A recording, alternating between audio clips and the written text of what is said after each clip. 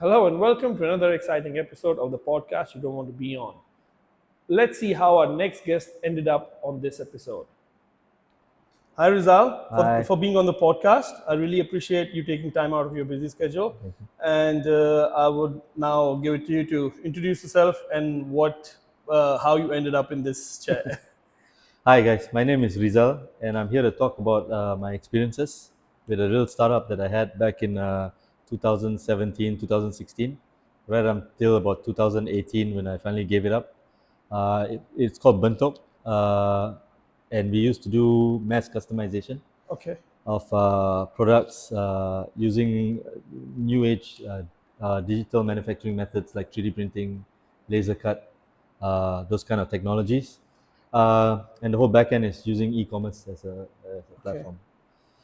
So, long story short, I come from a telco industry, right? And primarily from the product side. So my last stint at that point of time was with Maxis, and I was in a team called Innovations, right? Okay. So we were kind of the team that looks at the future growth for Maxis, where to put money in and what type of products and services. I was primarily in charge of the cloud This is products. before you started. This is Your before I okay. started, right? Cloud products and services, and it's quite interesting. Quite we did things on our own, not disturbing the main business a lot. And then after that, we got a new CEO, so that whole thing kind of disbanded. And one of the last projects I did with Maxis was in the prepaid team to do an app, which focuses on ability to top up and get rewarded and things Okay. like that. Because the app thing was new and Was new. it was It was really funny. Maxis being around for a very long time, the only channel you had to actually go and top up was either visiting a 7-Eleven or those kind of chains, or going to Maxis, or we didn't have an app for the prepaid market where you could buy a top up, using your credit card or your right. I think the other aspect of it was because you couldn't do this, you couldn't also you couldn't buy data or more. So the whole idea of the app was to reinvent. So I think Hotlink's basic strategy at that point of time was to give people what they call FBI, free basic internet, right? okay. It was the first telco to do it. My colleague of mine actually came up with this idea, which the rest of the telcos after that kind of started using. So the idea behind it is, let's not cut someone's internet just because they don't have money in their line, right?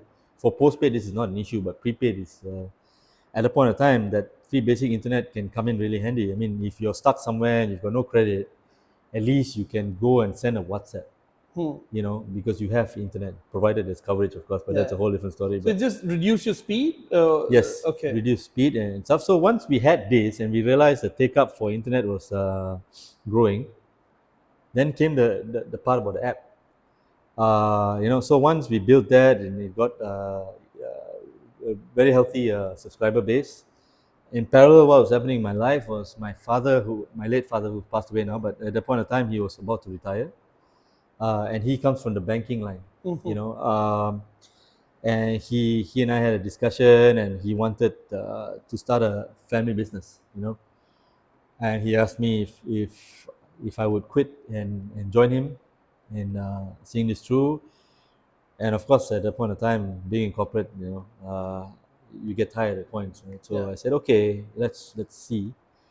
Uh, and I managed to secure like a couple of advisory roles, which was giving me a little amount of money while we were setting up this uh, business, family business. Unfortunately, my father, being a banker, also can be quite indecisive, in terms of risks. So there were many opportunities which we explored, and you get excited about something and later found that it's too risky and didn't want to go into it. So funnily enough, the first one that we explored was a cloud venture. You Okay. know, we wanted to buy this company that had some businesses in Malaysia, an Australian company. We didn't end up buying it because the books were not so good. We also explored, getting a McDonald's franchise or Shell station franchise. But like I said, my father, point in time, in regards to the petrol station, for example, he was saying, oh, how electronic vehicles were going to come into play, and petrol is going to be a thing of the past. And so that took a while, and in frustration, I needed to find something because these advisory roles, they were not going to pay me. There was a time limit towards it, right? And you'd already quit your Max's I job. already had quit Maxis, and I really thought by then we would have something set up, but it wasn't happening. Then I got in touch with a friend, and he too is my friend has always been an entrepreneur, right? And he was saying how uh, he and another guy were working on bringing this Doraemon. I don't know if you know what Doraemon is. So, yeah, The Japanese comic franchise. So they had some sort of licensing deal with Doraemon, and they had imagined how you could merchandise items where, because Doraemon has apparently like 1,000 plus gadgets. He's got a lot. I don't know if it's 1,000, but he's got a lot of gadgets. And we thought like you could go somewhere where you can just customize this Doraemon to your liking, and we'll get it made and sent to you. Okay. Okay, so that's seriously how the story of Bento started, right? So me and my friend, we started looking at new ways of new technologies, and of course 3D printing came about, and that led us to go to Singapore for a day. We met a couple of companies there, and it's amazing because at that point of time, the level of what was going on in Singapore in regards to 3D printing was a lot more than what was going on in Malaysia. They were talking about solutions on how to sell, what would bring up the adoption of 3D printing, in order to sell more from a corporate level, from a personal level, selling more machines or selling more products and services. What year is this? This was about no. This was still 2016. Oh, 2016. And in Malaysia, at the point there was really nothing sexy. 3D printing was, I think, very new at the time. Very new. And in Malaysia, it was just a lot of homegrown talents that were getting funding, and they were making their own machines to sell. So from there, I think my friend got really, really busy with another project, and I kind of took it over and ended up somehow talking to a Belgian company that basically did the back end. So you can imagine, like, let's say you are selling this water bottle here. Okay, let's say it's 3D printed in metal, right? So their whole e-commerce platform, front end and back end, allows you to first see the bottle as plain as it can be. You can change the color, you can add text to it and stuff, and this thing does it all in real time.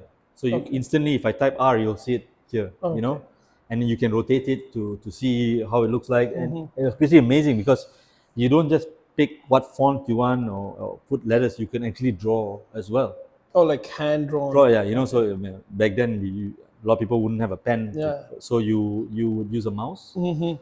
Even better is you take a piece of paper, you draw, take a picture, and upload it, and it will be able to. I mean, the technology was amazing. Okay. So that is where I think I fell in love with this whole proposition. This was sorry to interrupt. No problem. So this was your friend. He was already doing that. No. So my friend came out with the idea because of Doraemon. Okay. But he had. I mean, he was doing a couple of other things. Okay. Right. So I think both of us just. I mean, to be honest, I mean, I had to apologize to him many months after that, because when he went and started doing his own thing, and I was continuing this thing. But you started it together with him. No, that's what I'm coming to. I totally forgot about him. Not on purpose. Not like I was just doing it on my own, and then one day he calls me. I'm like, oh my god, I have a co-founder. Fuck. He was asking like, hey, what's happening with this? And I'm like, oh my god, bro, I've already started it. I'm about to launch, and but there's no bad blood between us. I mean, like, we're still friends. We're still very good friends. And like I said, it was just I guess you do something, you get so caught up in it, and you have this vision, and you totally forgot how the whole vision started off in the first place. And I don't want to sound like how Mark Zuckerberg stole Facebook as an idea, or all these other stories you hear, but it was a genuine thing, right? Anyway, so When I started, the idea was I wanted to be like a marketplace. So if you were a designer, I will give you this platform where you are able to design, allow people to buy, customize and buy your product, right? And I wanted to have at least 6 local Malaysian flagship artists, designers, businesses, right? So that was the first stage of Bentok, and it started off with jewelry. What does it mean? Like for people who, who don't understand, what does this mean? Okay, Babantok? so Bentok basically means shape in Malay, Okay. but my startup is spelled Bentook, but Okay. the Malay word is Bentuk. Okay. Okay, You spell differently. so when I said jewelry, like that was something that I was actually doing with a local celeb.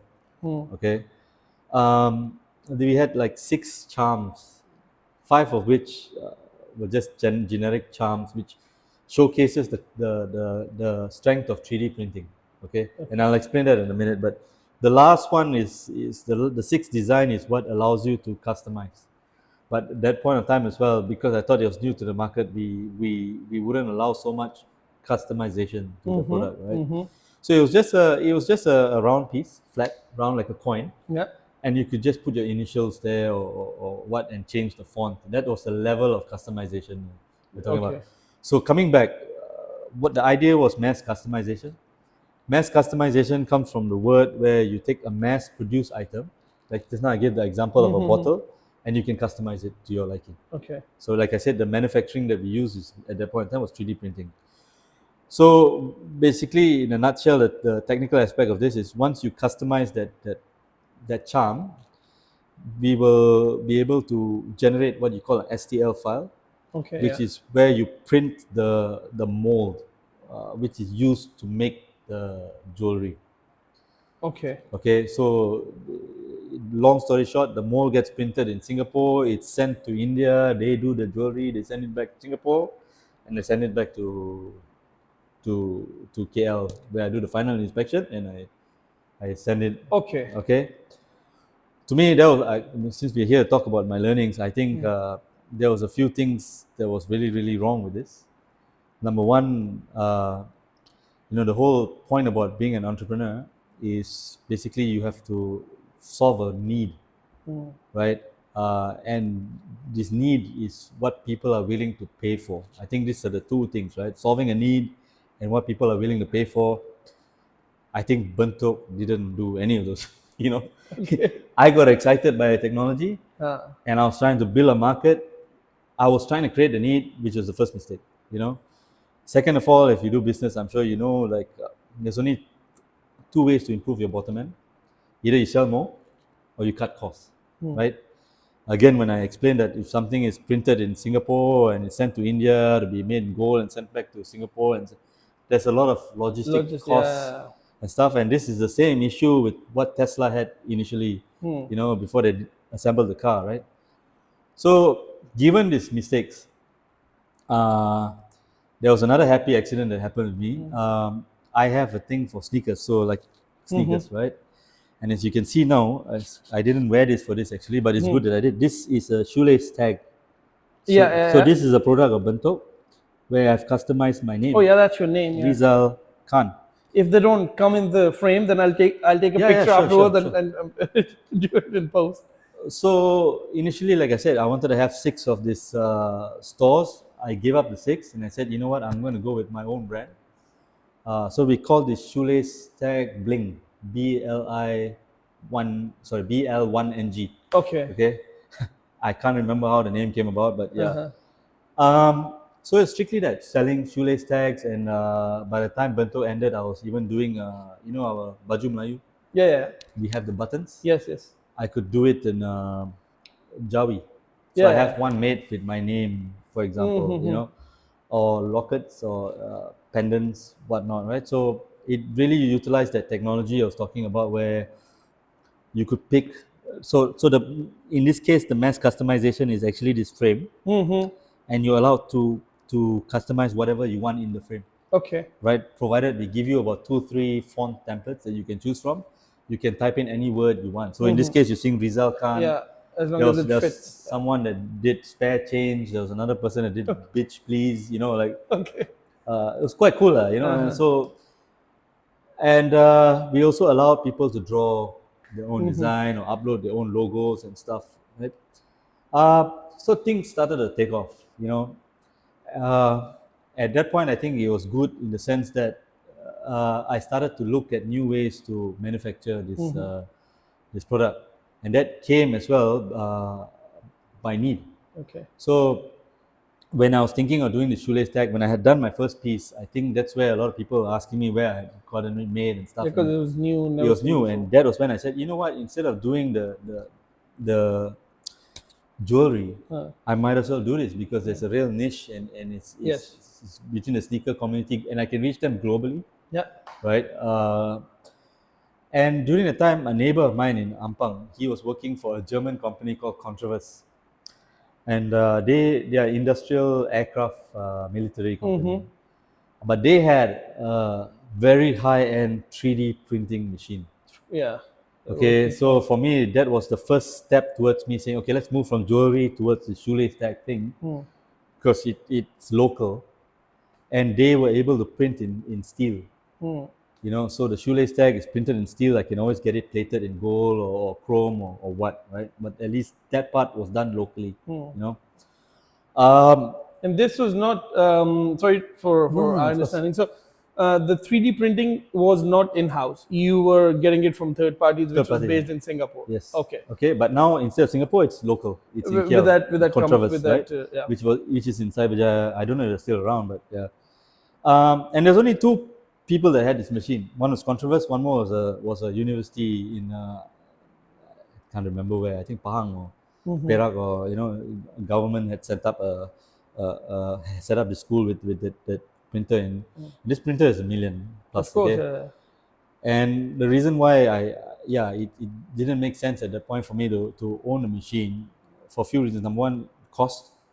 Number two, even if you have a machine, you need to put it in a proper warehouse. Yeah. Right. And there are other machines that you need to buy as well, like the thing to sandblast the metal. So the whole setup is like a production line, right? Exactly. Right? How was this funded? This is all locally funded. So to be fair, I sold bootstrap, or did you raise any money? I know. No, it was I sold my car. And I got some help from my father. Okay. Right. So for me, the main thing that drove this was that the Belgian company. I got them to build the front end. So I licensed that part of it. Okay. So it had my look and feel, my brand and stuff, right? But the engine behind it was all them. Yes. Okay. And during the time as well, I started to see a pattern. A lot of people just preferred something simple like this, and you didn't need to 3D print this. So this is done through laser cut. Yeah. And again, I found another school, German Institute of Malaysia. I think that's what they call it. They're in Bangi now, and they have a lab with a very, very fancy laser cut machine. One of the most expensive, I think, in Malaysia, or even at least in KL, right? So they get a lot of jobs from DBKL and stuff, So I hooked up with them, and basically I would give them the design. They would manufacture it for me, and then I'll take it, and of course I'll get polished or plated in gold or whatever the customer has opted for. So all that was going great, So sales started to pick up.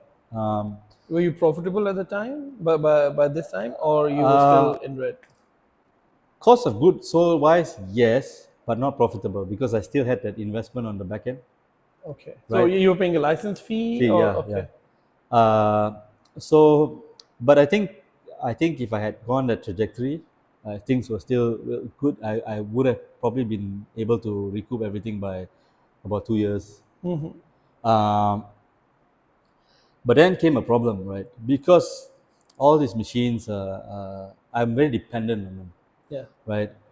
So when I moved to laser cut, things were going great. I was getting about 5 orders a day. So about it was growing. And so how much did you sell them for, if you don't mind sharing? About 60 ringgit, if I remember correctly, right? At about 150 pieces a month around. So right. So it was growing.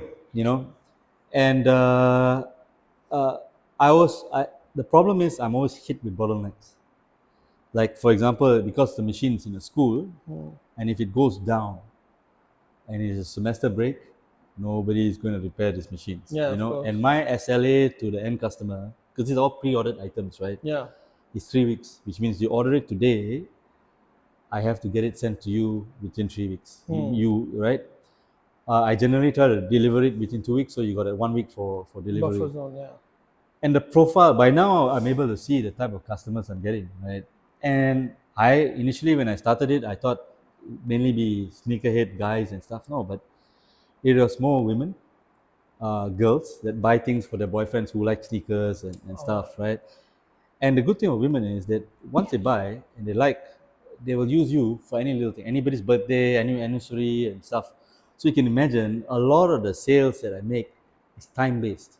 You can't move somebody's anniversary date. You can't move Yes. somebody's Exactly. right. If they need it on fifth, they need it on fifth. With That's it. in parallel at that point of time, Malaysia was hosting this global transformation forum. Okay. Okay, this was former Prime Minister Najib Razak's initiative, and this forum was going to have a lot of big names. So Jack Ma was coming, Richard Branson, Wow. Okay. Usain Bolt, Oh. David Coulthard, right? So that was the first hiccup that I experienced that this company Controverse. Um, I told them that somebody had invited me to this transformation forum. I want to try my luck by making some of these products, right? Especially for Usain Bolt because he's the fastest man in the Yeah. world, On right? Earth. And I'm doing shoelace tags, so Yeah. what better way, Yeah. right? Brief was done way ahead of time. You know, as soon as I found out I was going, contacted them, made the design. So Usain Bolt's one in particular was two-sided. Obviously, one was he has this pose I can't Yes. remember. Yes. So that silhouette of that pose on one side, and then on the other side is his signature, Usain. We did one for Richard Branson, which was his name, Richard Branson, and one for David Coulthard. We made a cuffling Okay. thing. I mean that's when you can realize like SLA means Jack when you're a You can curse, no problem. when you're a new company, because my SLA to them was about 10 days. This company Controverse, right? And I need them to make this thing because, like I said, I need to go and get it polished. I need to get it plated and stuff, right? You need to give me time for this. You know, 5 days before the event, when I really I should be going to getting it plated. They're telling me, oh, we cannot do your order yet. Da, da, da, da, da. And in this order as well, it's not just what I wanted to do for global transformation. There's customer orders as well. Yeah. So I mean that I realized, okay, I've eliminated the cost of sending things to India and all, but now I've got this New problem. new Yeah. problem. So it comes to the 3D printing is an issue. Laser cut, if it's school semester break, it's also an issue. I don't know how, but after a lot of fights with them, I managed to get this thing done on time, and I was really really lucky that I did because I did manage to give Usain Bolt this shoelace tag. Oh, great. And this guy did me the best favor on earth. He actually showed it to the whole audience that was there. Great. And the moderator was a guy called Richard Quest, CNN. Okay. Yes. Yes. Yeah. Yeah. So, I mean, for me, that was fantastic mileage. Of course. Yeah. But it almost didn't happen.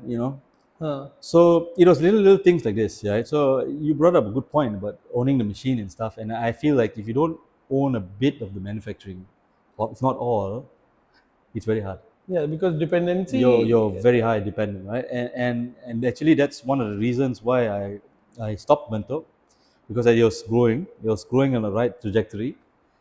And one day I get an order from a sports brand, very famous sports brand, and they needed I believe about 300 pieces made for an event, each one customized. Your whole life you're waiting for this Yeah. kind of a moment. And I told the marketing manager, who's a woman, I told her, I said, listen, thank you, but you got to give me half an hour because this is a great opportunity for me, but I have to just make sure that the place I manufacture this thing is running. I called the school. They're on break. The machine is down. No one's going to look into repairing it until the semester starts. And that was the day I said, this struggle is real. Like, at that point of time, a lot of people you see, they give up when they have to scale. That's another stage people don't understand about startup. There's many points where you can fail, right? And for me, I'm thinking, how do I scale? Because one of the easiest way, the best solution of all is just get this freaking thing manufactured in China, right? But that would require me going to China, finding the right place, finding someone that I can trust, making sure the quality and all is okay. Or there, at that point, I can say, you know what, I did what I could, right? And the risk with China, they don't really respect IP rights, so so that was another thing that I was very wary about, right? So at that point of time, I said, I called back the lady. I said, this was a great opportunity, but I'm sorry, I can't. And with due respect, I said I can give you a contact of somebody that probably can help you do something similar in plastic or what. But so that was the day I basically gave Bentok up. Oh, you shut shop that day. Yeah, I mean, it was I mean, the frustrations were just building, in sense that while sales was good, cost was brought down to an acceptable level. This manufacturing problem kept creeping up. From all that, like I said, from that German controversy, from the school. Funny enough, they're both Germans. The school is German. So yeah, I mean that was to me an issue, because if you cannot produce and you have to keep trying to find a production partner, right? And like I said, you want a relationship, you want someone that you can trust. If in Malaysia itself the guy is not respecting my SLA, what more China? Now I've got logistics costs Yes. to worry about, talking about IP issues. So my question to myself was it really worth it? Like to have this. So I guess at that point of time, I got a job offer again by another German. I don't know why there's a lot of Germans in the story. For a role that business development role for a German conglomerate, to do business development in the Middle East, Dubai. Okay. Was one of the places, So I wanted this role enough, and for me, if I took this, I wouldn't really have the kind of time to Plus, you would not be here, be right? here, right? So I said, okay, at that point of time when I stopped Bentok, I didn't plan to shut it. Um, I think I just planned to give it a pause. See until I figure out how to do this better. Maybe there will be more players that invest in a high-end laser cut machine, or maybe the technology will get cheaper, and I'll be able to buy it. That was the idea. But there were other issues that came about. So one thing, being a Malaysian, if I open I don't know if it's the same for foreigners, but if you open a business, our income tax, lembaga hasil dalam negeri, they'll basically make you prepay your taxes through this thing called CP 500, right? And for me, that was another annoying thing, because they expect you to know how much you're going to be making throughout the year, and you have to give an accurate enough answer between I think 10% variance, or else they'll fine you and all these kind of things. Not only that, because of the way I had structured Bentok, again through inexperience, I picked the wrong type of company structure, which made me do accounts, taxes, and audit filings to the government. All these things, when you don't have any income, when you pause the business, there's no income coming in, but all these things are costs. Yeah, you have to Submit, right? So it took me about a year plus to shut down the company, because I had enough of the CP 500 thing, where you have to prepay the taxes. And I literally had to show that there was no income. And they actually had to put a notice in the newspaper to say if anybody has any objections before they could wind down the company. And Okay. so that is how Bentok seriously ended. I mean, from taking a pause to it Okay. being a requirement, and partly as well because from this German company things moved on, and I ended up working with another local IT listed company here called Green Packet. So at that point, really, there was no time, and I just think that all these taxes was just a bit too cumbersome, right? That was part of the reason. You closed. What year was this now? So I closed.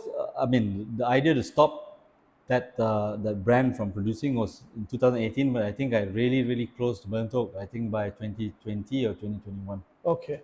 Now a few questions Sure, of course. during the. So you said there was the response was good. There was growth, and I'm sure the after that event, your I'm sure the sales or at least the inquiries could have skyrocketed, right? I think sorry to cut you. No.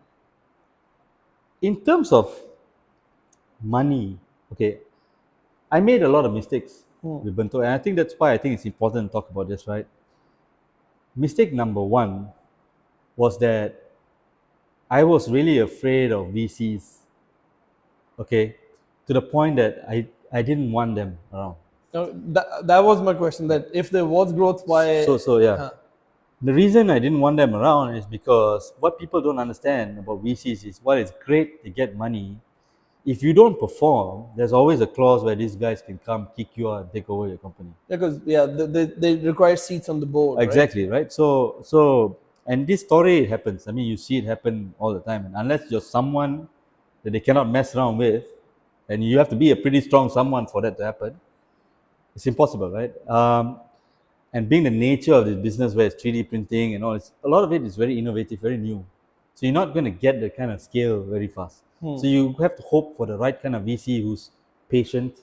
And I was looking more for mentorship kind of a thing, right? That was for the VC route. And I thought, okay, if I'm going to bring a VC in, let them come in when I've built the company up to a certain point where I can demand more from them because I have an MVP that's showing that it's you're making revenue. You're not profitable, but right. That was where I was at. Okay, now the second mistake I made. So in Malaysia there was this prominent fund called Cradle. Yes. Okay. Everyone knows. So we actually got shortlisted. I got shortlisted for Cradle. Spark or Sprint, or I think there was called something else. It was that in that time there was I think 150 and 300. Okay, so now it's still 150, but the other one is up to 650,000. Okay. Yeah. So we got the 150. Sorry, when I say we, so in Bentok, while I was the one doing all the work, there was actually two other people who were listed as the own, but they all had jobs. One of the first was in MDEC, another one was in a bank. Okay, so but they go with me to all these pitches, because you don't want to show up alone and yeah, solo founder is sometimes it's a frowned red upon, flag. right? It's a red flag. I've But been told. the fella doing all the work, not trying to blow my own horn, it's me, so making all the decisions, calling all the shots. But what was the reason to have them on board if they so had no okay, input? good question. Remember I spoke about the structure of the company? I wanted to have what is known as a Bumi Putra rights company. Oh yes, okay. So in Bumi Putra rights, you need to have 2/3 Bumi in your The directors, right? Yeah. and 100% shareholders have to be Bumi. Okay, so they've got all these rules. So that's why, like I said, I got stuck in this hole. When you want to wind down, it was very difficult. And then you have to put in, I think, minimum 20,000. Okay, the part I'm not sure. Don't quote me on this, but I had put in 20,000 into the company. I can't remember for what. Okay. And paid up capital requirements. Paid up. I don't know if it was a requirement or I just did that just to show that the company had some money instead of a $2 company. I really can't remember. Okay. Anyway, so we got into this CP program, right, Cradle Fund, and the issue with this was that I had already engaged that Belgian company to do the development, right? And Cradle doesn't allow you to back claim. Okay, which means that if they give you the fund, 150, they're going to break it up to say, okay, you can only spend this much on market. I don't know if you know how this works. And it's milestone based, so you have to spend a certain amount for marketing, for R&D, for all that shit. So there was a lot of to me, there was a lot of restrictions in that sense. You already got approved, and they were like, you got into the program, and you were supposed to get money, the 150K. Okay. Right. Okay. So, for me, I will say this is a mistake. Okay. I turned them down. I said, okay, guys, no, thank you, but no, thank you. Right. Because of the restrictions. Because of the restrictions. Okay. The structure of it is you have to pay first and claim. Yes. Right. Okay, that was the first thing. For me, I was thinking, if I have to pay for a lot of things, I've already paid for a lot of like the development, you know, and I can't claim. Like I Because it was said, yeah. pre cradle. Okay, let's Yes, call it yes. PC, right? Pre cradle. So that was the first thing. And by the time they gave me this Excel sheet in terms of how I'm going to do things, I'm like, where am I going to spend the money?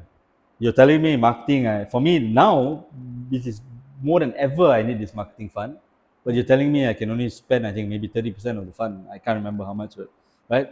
And I'll ask for certain things like 3D printers, which is nature of my business, Yeah. right? And they were kind enough to say, we don't really allow 3D printers, but because of your business, we can give you this amount. Again, that would require me to go out there, buy 3D printers, And then and get a claim, small yeah. discount back, right? Uh-huh. So at that point of time, without thinking very clearly, I just said, yeah, thank you, but no thank you, and walked out the door, right? Today, I would tell anyone, take it. Yes. Because at least you can say you've got cradle funded you. It helps with Helps, your, yes. yeah, and plus it's free money, like not free money that you go and do blow it on alcohol, but Exactly. it's So like that's why I said I made some really really stupid mistakes, right? So that was one. but now even I don't know about back then, but now to qualify for cradle you have to have the IP of whatever you're doing.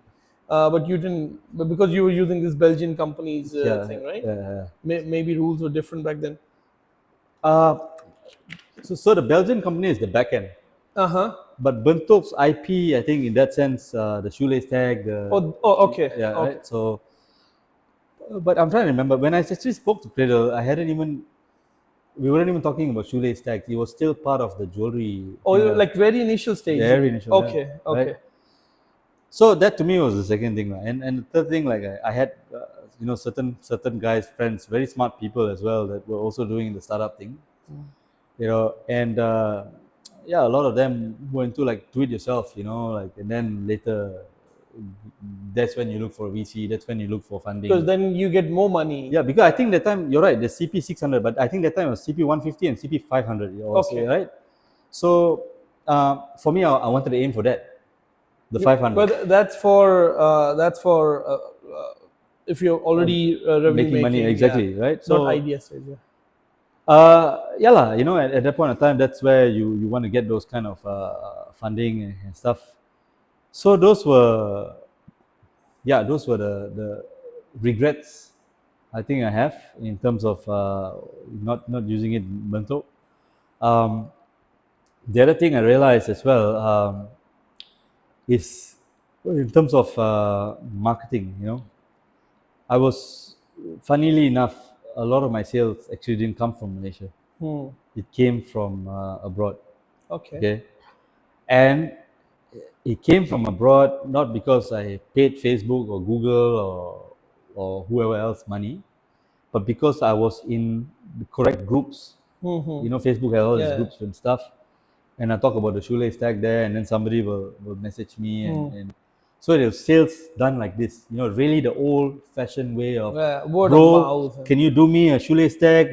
One side do this one and this font. So I have a standard form, like a flyer, but a digital flyer. So you just tell me step one, tell me your font. Step two, tell me the words. Step three, tell me whether you want it gold or what. Payment run through PayPal. Uh-huh. Uh, so again, that got me thinking like, okay, this is a huge mistake because here I am with this not partnership, paying a licensing fee to this Belgian company just because initially I thought it was sexy, but people really didn't give a shit about it. People were not. That wasn't the selling point at all. Whether you could draw your own logo, you could upload your own logo. First of all, those products were not even selling really well. Uh-huh. People just wanted to make a statement. Like the more options you gave them, the more time they have to spend in front of a computer. They're not going to buy. They're going to do the design. They're going to put it in the cart and say, you know what, I'm going to sleep on this. I'm going to think. I'm going to what. And So that's it. so that was another a lot of time wasting for me because every day I go in and see who's put in the cart Uh-huh. and go and email the guy and say, have you made up your mind? Can I help you in any way? The customer relationship part, which is not even a customer yet, but yeah. Um, So yeah, I mean the simplest of methods, so that was going on for me. What didn't help me was Facebook's marketing and stuff. So when I did campaigns, I was very targeted. I was targeting people from specific cities. Mm-hmm. There was, I think, 13 or 14 or 16 cities that are very fashion oriented Regional or worldwide? worldwide. Okay. So that's why I say a lot of sales. So you're looking at Tokyo, you're looking at Melbourne, Sydney in Australia. You're looking at Singapore, Mm. Berlin, Paris, basically fashion cities, New York, Chicago. And I have a gender bias, not Mm-hmm. gender mix, so 60% males, 40% females, must be between this age group, blah, blah, blah. I even hired a girl, a marketing boutique firm from Singapore to help me do all this, right? So this would be my second mistake. A lot of money spent that didn't lead to sales or Okay. awareness. So what you get, I mean, this girl helped me do the campaigns. Nothing wrong with the agency. I mean, brilliant. Uh, but in terms of mileage, Facebook, I would say, has one of the dirtiest databases in the world. Mm. People just don't realize how dirty it is, right? So I'm going to give you a perfect example. Paris, male age between, I don't know, 20 to 30, must like Adidas, must like Nike, must like Air Jordans, must like Air Force One, must like Yeezy. Very targeted. So I get a like, right, based on this target, right? And you show you so and so has liked the page, right? So you go and click the profile, okay? It's a Pakistani guy in Paris, okay? Issue here is he meets everything that I targeted. Mm. But this guy works in a pizza restaurant. He's a Pakistan migrant that is working in a pizza restaurant. Mm. Now, bro, he's not gonna buy my shoelace tag Mm. because for him to buy a shoelace tag, he needs a pair of sneakers. And these Mm. guys, they wear those leather loafers and stuff. Mm-hmm. So I've got two hurdles here. The first, he has to buy a pair of sneakers, and then so can I blame Facebook? You can't, because that's exactly what I had asked for in the database, right? But was he the right guy? No. Mm. He maybe aspires to buy a Nike pair of shoes. Like a lot of these laborers or migrants that go abroad, right? Low income migrants, they aspire to buy a Nike pair of shoes because they see it in the movies and stuff. But for them, it's a lot of money. Mm. It's uh, so that's when you realize like you're spending a lot of marketing dollars, Mm. but it's not going towards the right audience. And here you are doing all the work, going to groups and Mm-hmm. posting pictures. Every time someone posts on my shares their picture of the shoe, I'll go and put it, and then you'll get some sales and stuff. Mm-hmm. Very organic in that sense, right? But yeah, so a lot of money wasted in Mm. things like this. But this example you give, is it like a real example or Real example. so? But isn't it like, I'm sure there are more than one person in Paris No, no, in no, no, that no, age no, no, bracket. no, no. So who would So convert so that? Or you're right. What I'm trying to say is when Facebook database, right? In the sense that a lot of people like Nike, hmm, for example, right? hmm, But not everybody is a sneakerhead. hmm. You understand, right? Some people like it for the football jerseys. Yeah, Some yeah, people yeah. like it for the There were a million basketball products, right? products, Yeah. right? Like golf, right? So that itself, you're zooming in at, I don't know, like a million people, and you're trying to find that one sub segment there. That now, I'll be honest with you, I don't know if anybody from the marketing campaigns bought my shoelace tags. I do know there are a lot of people where I posted in the groups, and because these groups are so niche, Hmm. right, the sales come, Yeah. right? Uh, you know, and I think this lesson that I've learned through all of this, many years later, I read a book. It's called A $1 Million Weekend. Yeah. It's a very Yeah. famous book, right? Um, that's where it made sense. You have an idea. This is how you forget building a fancy e-commerce backend, whatever, right? This is it. Email some fellas asking, "Hey, I'm going to do this. Are you interested?" Because it all comes back to that point about what I said earlier. Right? Entrepreneurship is the fact of selling a product, a service that people need, and secondly, willing to pay for. Of course, there's the third point where there's enough need. I mean, just two You have to fellas make made it. money. Yeah, Yeah. exactly, right? That's the whole point about Like it. you come up with anything, people would want it. Like maybe not millions, maybe thousands, maybe hundreds, but is it scalable, right? Exactly, Will it right? make you money? Otherwise, you're wasting your time and Correct, resources. correct. So for me, I mean, this Pakistani guy is just an example that I remember, but there were a lot of those, and I can tell you there are a lot of click farms. Oh yeah, Facebook Uh, is full of. You can't. Google was not very strong.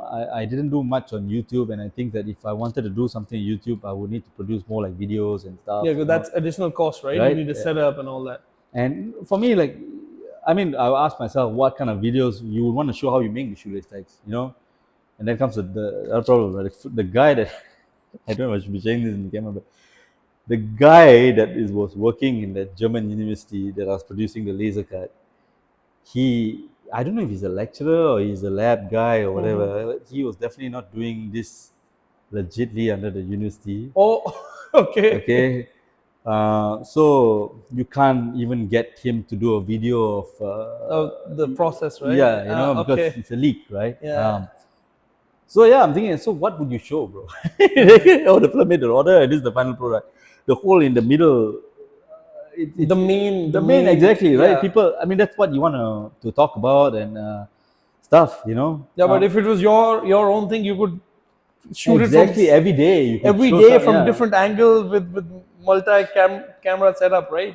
And I think the biggest lesson I learned from then, I mean, two different things that related towards owning manufacturing.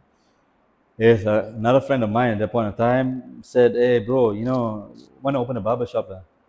I know this really great location. I know this really great barber. Blah blah blah." I said, "Okay, lah." So I put in some money into opening this barber shop, and it's the biggest mistake because if you do not know how to cut hair, my friend, don't get in the business of cutting hair. Yeah, Because exactly. you are so dependent on that barber and he's got you by the balls, and tomorrow he doesn't show up, That's it. You're fucked. you're fucked, Yeah. right? And that was the lesson I learned. This Lucky, this was lucky. after No, the this was during the during. Oh, Bentok time. I think this is when it was all playing in my head to say, yeah, you have to own the manufacturing in some way. If not all, at least a significant part of it. where you're not bound You know, by restrictions. I mean, when I invested in the barbershop, I truly believe that if you build a business, so for me, I was asking, why isn't it nice if somebody gave you everything and said, you know what, Rizal, this is yours, your playground, you go and do it. You know, I wanted that for the barbershop. I give somebody the opportunity of saying, okay, you might not be the owner of the business, but this is your business. You call the shots here, you work whatever time you want, whatever money you make, you just give us back in terms of the rent and some commission based thing, but it's all yours, right? Uh, but it doesn't work that way.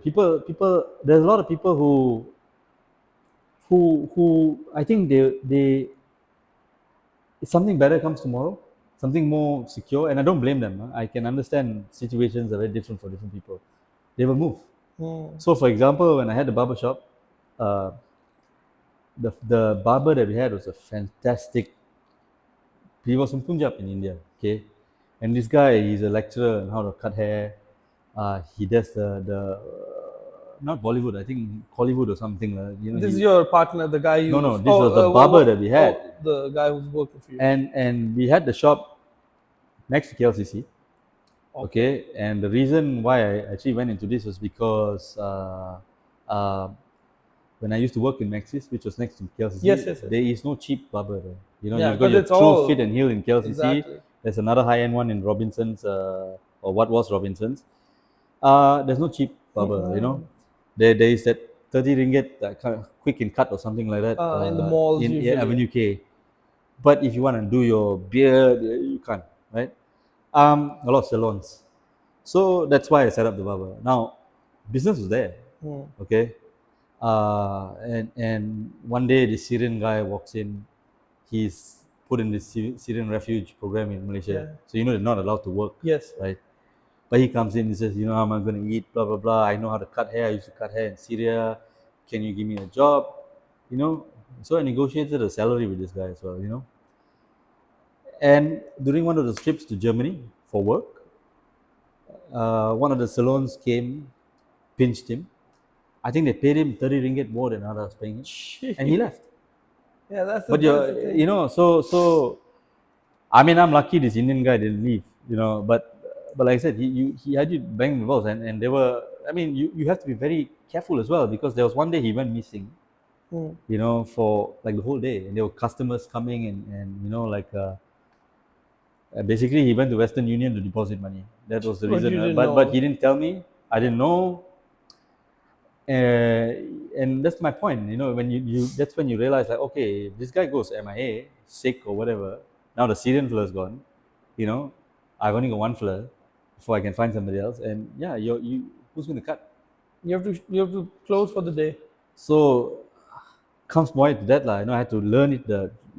It's way like, yeah, manufacturing is if you're doing a manufacturing based business, You have to or own any everything. business that you do, make sure you control that thing that you're selling. Yeah. That's why I don't believe, like, when people talk about Airbnb doesn't own properties, WeWork don't own offices, but yet Uber doesn't work any cars. You're looking at it from the wrong aspect. What Uber has, what Grab has, is the database. That is their business. If tomorrow they close shop, that's their most valuable asset. Yeah. The people on, and that's why Grab is doing everything to protect it. Grab has started up. They've now a digital bank. Yeah. They, Super app. They want to be yeah, like right. WeChat. Because, and they're very good point. They are learning from how China has done it. Yeah. That one-stop shop for Yeah. China is the whole country is running on WeChat. If you don't have WeChat, you're you, screwed. you can't move one inch. You pay, you do everything. Pay your bills. Yeah. Grab is not there yet. I mean, No, agree, there's still agree. a lot of reluctance. But I think people are framing the success the wrong way. Like I tell people, yeah, Uber, it's true. Uber doesn't own any restaurants at all, right? But they own a database and they have the links to all the restaurants. No, now what they say, I'm sure you have heard, data is the new oil. Of course. So they have the data. Yeah. They know Rizal, this fella, he likes Thai because every day he's ordering Thai food. That's it. All Yeah. right. So They they know know at 6 o'clock this fella buys his dinner. He goes on the app and buys his dinner. They know he's staying in Ampang. yeah. Or even if you're not in Ampang, if you're in Yeah, Tamantun, they know. know. Okay, Yeah, you're 5 o'clock he's at work. He's in Damantun. yeah. So 4 o'clock he's at, just yeah. start They sending. know, and that is to me that's a fantastic business model, because that you're right, that data today, especially you're talking about big data and machine learning and all these things, that is when it's worth a lot of. And their databases are in hundreds of millions, if not billions. So, of course, yeah. I mean, I used to joke, when I was in Maxis, when WhatsApp, this was around 2011 when people first started using WhatsApp after BlackBerry, Yeah, the smartphones were. smartphones are taking off and BlackBerry got into trouble. I said, can you imagine? The first thing WhatsApp does is scans your whole address book. That means they have everybody's number, man. Yeah. Can you imagine? Like at that point in time, Obama was the president. I said, like, they probably don't have his number, his wife's number. It's all there because somebody has his number. Yes. I'm not talking about the line that everybody calls. It's his private number, which nobody is. They have it. Exactly. That's how powerful their database is. Yeah. That's why America is very insecure, right? When you're president, you're not supposed to have this, you're not supposed to have that, right? For a reason. But Yeah. data is key.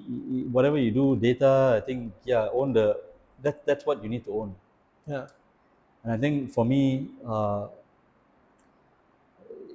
think Bentok, there were some great things. I don't know if I told you, but we actually did a tie-up with AirAsia. Oh, okay. So No, you you could didn't. actually buy the shoelace tags from their in-flight thing. We had a shop called Major Drop, which is a local streetwear brand. They used to sell the shoelace tags in their shop through an ordering flyering system. Right, very very basic form that you fill up. And, Okay. Little things like this. I mean, it was really going on the right path. I just didn't know how to scale. And for me at that point in time, to scale is one thing. I got a bit anxious because there's a time where you can be alone and do things.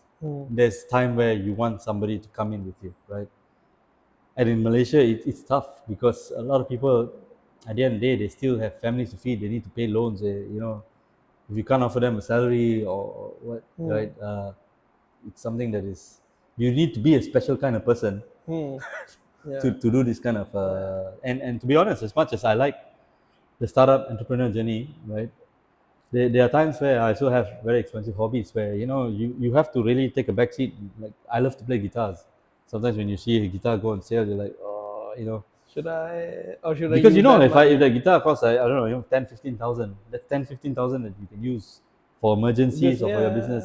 So it's Yeah. So another question I ask my guests about their startups. So if given enough resources today, would you do it with all the learnings all the lessons you learned? Because you know what mistakes you made. You're yes. very firm on them. My Would answer is a hybrid. I won't do bentok. I think what is great that came out of bentok was that ideas create ideas, right? Sorry, Yeah. problems create ideas, right? So in bentok, like I said, I found the marketing point of view hard. Accessing the right, speaking to the right audience, right? And actually, me and a couple of guys are actually doing a startup today to address this. Okay, it's to do with advertising and stuff. Uh, Give me the resources, 100%. This I will go faster with this idea, this advertising idea that I have, right? I The other thing that I've changed from the time that I did Bentok till today, again, it's because of problems that you identified, right? I asked myself, did I really need the Belgian company? The answer is no, right? And I realized that I have a lot of ideas. I think a lot of people do. Every time you get frustrated with something, oh, you should make a business idea of it. If you can, they say, right, teach a man to fish, and he'll be able to eat, right? Yeah. So one of the things that I went on a journey on actually this year, starting around March, was to learn how to code. Okay. Okay, so when I left my last role, the green packet, to do this startup, right? And also take a break, for personal reasons. But during this time, I got invited for a job interview, right? Which I was 50-50 about. But one of the best things that came out from this job interview was they made me do a personality assessment, Yeah. right? And in this, okay, it wasn't really a assessment. It was an assessment. Okay, it's not a personality assessment, but it's called a Cubics logic test, Okay. advanced level. So they got a basic level, advanced level, right? So basically, they ask you 30 questions which you have to answer in 20 minutes. Okay, and it's not as simple as it sounds. So first 12 is English based, and they'll give you a paragraph of an article which will confuse the hell out of you. And your choice of answers when they ask you what best describes this article, all the answers are correct. You have to be able to say which is the best one. Okay. And then that's how Right, they judge you, like right. how what the So approach is. 12 of that, 8 questions of math, and even that was like, I was very lucky. I had an Excel sheet open that allowed me Okay. to. So they want, for example, they'll say, "Oh, can you calculate this in ratio format?" All this. And the last 10 is logical thinking. Okay. Now, when I got the results back, I scored above average on the math and the logical thinking, right? So given that, I was like, okay, coding is something that utilizes this skill. So I was asking myself, what can I do with math and logical thinking? You know, and I had studied coding in my uni. So I studied a Bachelor of Business, majoring in IT. Oh, Right? okay. Okay. But the minute I graduated, I had learned that time in Java, I think C++. I can't even remember what I learned. But if you don't use it, you don't need it. At that point in time, this is when I first started working in 2002. People are just building websites, like HTML, which is quite easy to do. But yeah, when you don't do it, you don't use it, you lose Yeah, of course. This is not like learning how to ride a ride a bike, right? bicycle. Where Right? I mean, this you keep practicing, right? And You also need to. things change because Yeah, of all course, of of a course. sudden there's a language called Python, Yeah. right? Which didn't exist when I was, maybe it did, I don't know. Maybe it was just coming up at a point. But so I bought some books, self-taught myself, and and so Python. There's a web framework called Django that uses Python as a Okay. right. So I started drilling in. So there's three areas that Python is really good at: gaming, one is the database management, right? And the last one is websites. Of course, I think all three are in a way related. If you want to do a website for a game and stuff like that, and Okay. I started learning that. So I think the beauty of it is today, like if I have any idea, I can actually build it. At least the MVP, the prototype. I'm not going to go and hire some guy in India or Pakistan or like Bentuk's case, the guys from Belgium, Uh-huh. right? If I have the resources today, if I would do it, yeah, I'll do something simpler. I also understand today how fast you can burn through money. That's why I see a lot of times when VCs come in and give a lot of people money, they get big amount of money. I always ask, how do you blow this kind of money? In Bentuk's case, I think a lot of the money I blew was in marketing. It's very easy to blow VC money because Where that's the vicious cycle, right? You raise funds, you give, raise in millions, then you have pressure. VC is riding your ass to. Or you have the money, so you have to grow. So you go on hiring spree. You start hiring people you don't even fucking need for another 5 years. Then you blow through your cash, and then you're like fuck. And then that's why the first cost cutting is firing people. So and that's yeah. how it is. And I think the minute that happens is a vicious cycle of it. Uh, I mean, I'm actually very surprised that there's some startups which I think should have folded a long time ago, and I'm really surprised as to how they're still getting money. You're talking about round E, round F. I'm like, It's about how I think with my little experience, what I've learned in these 4 5 years is who you know. yeah, yeah, of You course. you okay, your product matters, your numbers matter, but it also matters who you know, what your background is, what your past is. Yeah, it's not easy raising. It's not okay. I give you another difference. Right? When I was in Green Packet, I have a passion for music, right? And you know, the whole music industry lost a lot of money after Napster came, Yeah, right? yeah. And recently, only recently, and when I say recent, maybe the last 10 years, the scene artists are starting to see a resurgence in terms of making a decent amount of money. Not like those days, but Because streaming the Spotify's and no, Apple, but no, no. no. Actually, Spotify and all don't pay the artists much unless you're like Taylor Swift, where your plays are a lot. Yeah, I mean Taylor Swift, she dictates the rules, Rules right? exactly, right? So you have to be like a Beyonce or Taylor Swift or a Metallica and all to dictate the rules, right? I'm talking about mid-level first, right? So vinyls, records, the things that our parents used to listen to A million years year ago. ago, right? Those things have made a comeback by accident. So what happened was the audiophiles, of course they never stopped listening to records, and there were very very few releases of records, like especially jazz music or certain type of genres of music, where they would listen to on the high-end sound system and stuff. To the point they came out with a day called Record Store Day.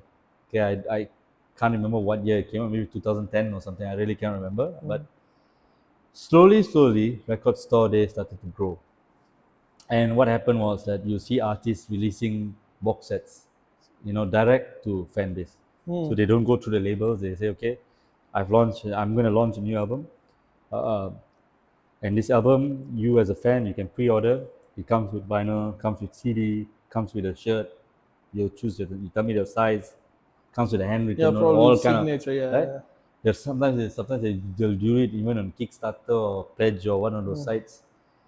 Anyway, this thing starts to grow, gains momentum. Now today, Record Store Day is a big thing. It happens about 3 4 times a year, right? And the vinyls that come out sells out.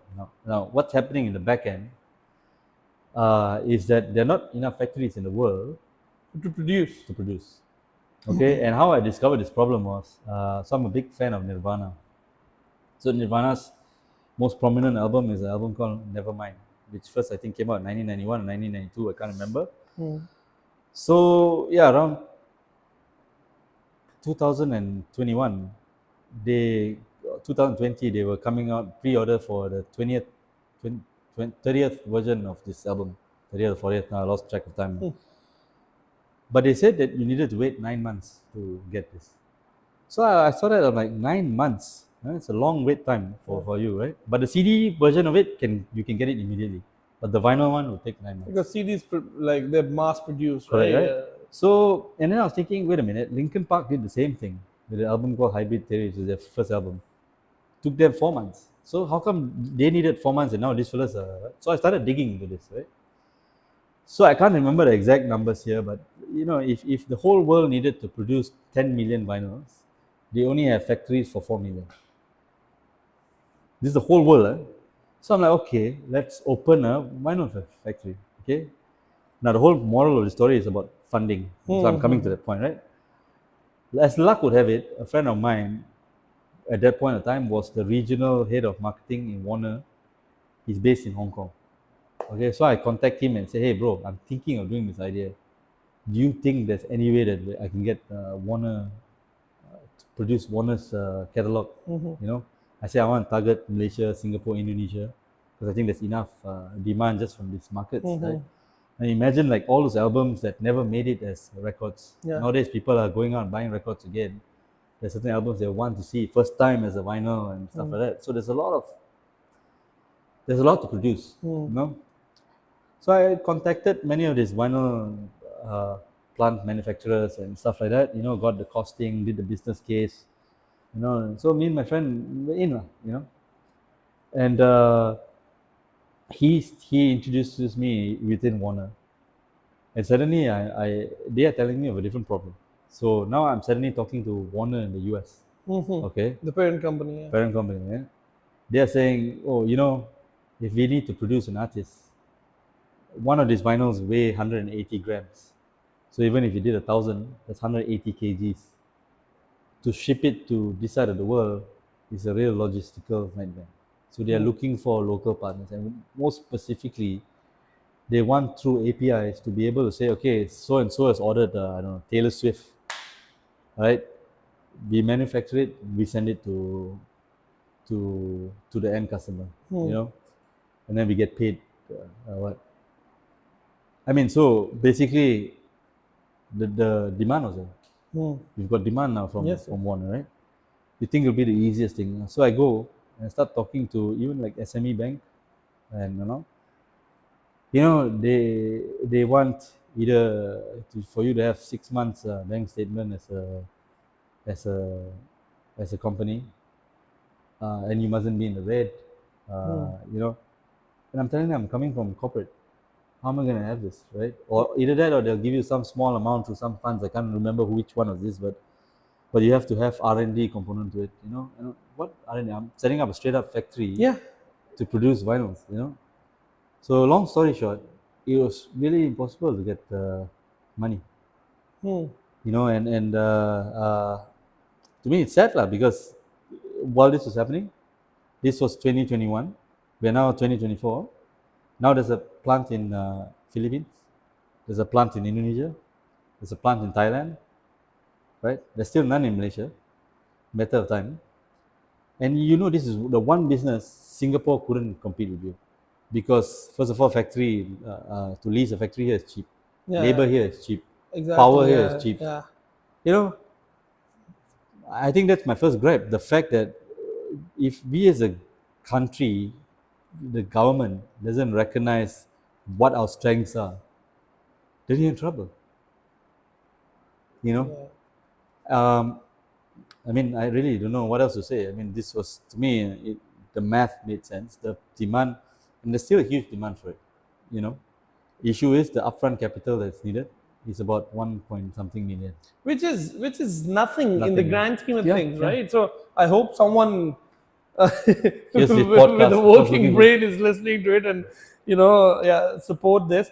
But yeah, that's one of the it's a big challenge, and I mean, as an entrepreneur, so you want to be wary about these kind of things, right? Because ideas can easily, if somebody has money, they can easily copy it. And that's another, I mean, I learned that with Bentok as well, like, I won't mention which brand, but I think people will be able to understand. I was talking to a particular brand, sportswear brand, let's call it, talking to the head of Malaysia, giving ideas about things, even made him a shoelace tag, right? And funny enough, today in KLCC, that particular shoe brand has a bunch of 3D printers in front of the store printing the same thing. So, you don't get credit for this kind of. Now, I'm not saying that it was my idea that they stole, but I think it's too much of a coincidence. Yeah. You know, If you connect the dots, yeah. right? Again, disclaimer, not saying you stole the idea, but don't sue me. But yeah, things like this happen. So not to say that you don't want to trust people, but you have to be careful. Yeah. Who you share with, what you share with them, and stuff. Right? For me, I don't mind sharing this vinyl thing because I think I'm a music lover. If somebody else goes and does it, then good on them. And to me, I always tell people, even if you open 3-4 factories in Malaysia, Still not enough, they're right? still not enough. Yeah. As you said, Because the thing can only produce 2 per minute. Can you imagine the backlog you have to fulfill there? Yeah. And it takes 1 year for this machine to be made. That's another issue. Like there are big companies in the world, and they are going around buying this business. Let me tell you how hot it is. There was a couple doing Mauritius. Yeah, there was this Belgian couple in Mauritius. That's what they were living off. They bought a vinyl plant, set it up in Mauritius, living there. They're both scientists.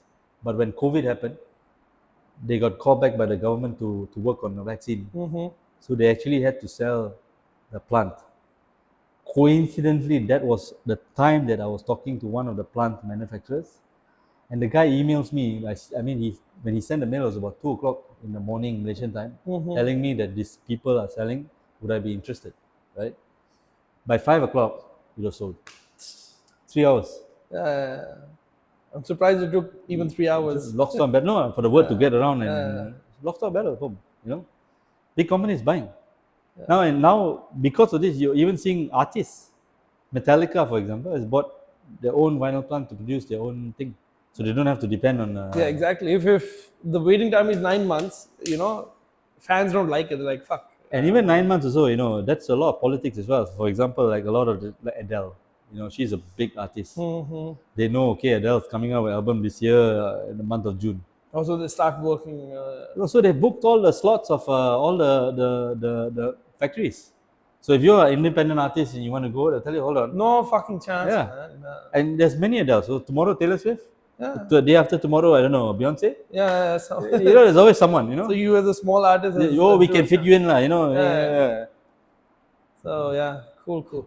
All right, Rizal, we are unfortunately a little short on time. Because after a certain length of video, people start to lose interest. Of course. So we have to keep it in that. But still, it was very. I learned a lot. I hope people did too. And thanks for sharing your story with us. No. And I'm sure we'll continue our talk after the camera is off. Thanks for coming. I really appreciate it. And all the best with your new venture. Thanks.